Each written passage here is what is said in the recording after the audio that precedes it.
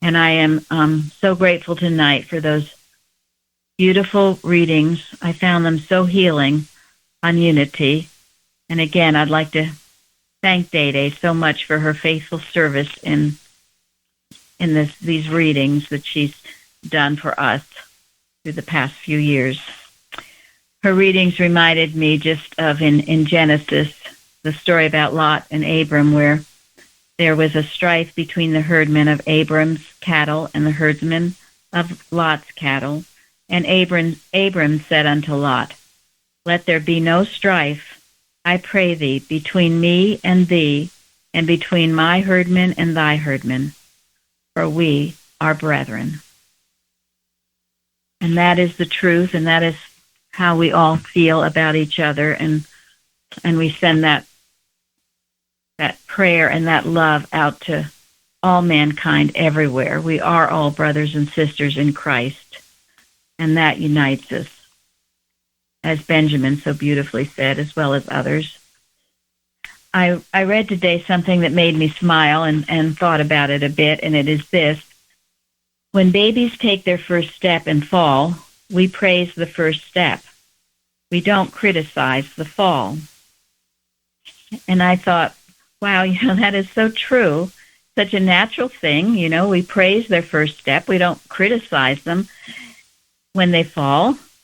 And then I began to think about sometimes how hard we are on ourselves. Even in our practice of science, perhaps, where, maybe we're taking some baby steps and maybe we haven't done everything just right, or maybe we've fallen a few times or not made that demonstration we wanted.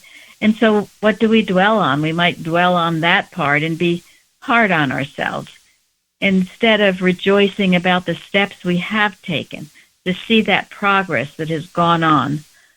We are taught to love the brethren, but we also must love ourselves as God's child and be tender-hearted toward ourselves and be gentle and patient with ourselves. It takes a while to learn this science. And so what if we make some mistakes? Or so what if we don't make every demonstration we wanted to? That doesn't mean God isn't with us, and it doesn't mean we're not making progress, because as long as we are striving to make that progress, we are making progress. And Mrs. Eddy says that. I read today in the Blue Book, love is the way. Love worketh with us. It does not work with hate. Hence, we must love. Love worketh with us to will and to do. That is, to accomplish. Love never faileth. Hence, we cannot fail in our demonstration. And that was on page 93. So, as long as we have love in our hearts, and we're doing the best we can, as Mrs. Eddy's hymn says, it matters not what be our lot, so love doth guide. As long as we have that love in our hearts, God is working through us, and we will make the demonstration. So I'm so grateful to feel that love in this church. I'm grateful for Mrs. Eddy, who has so faithfully given us this science, sacrificed everything for it.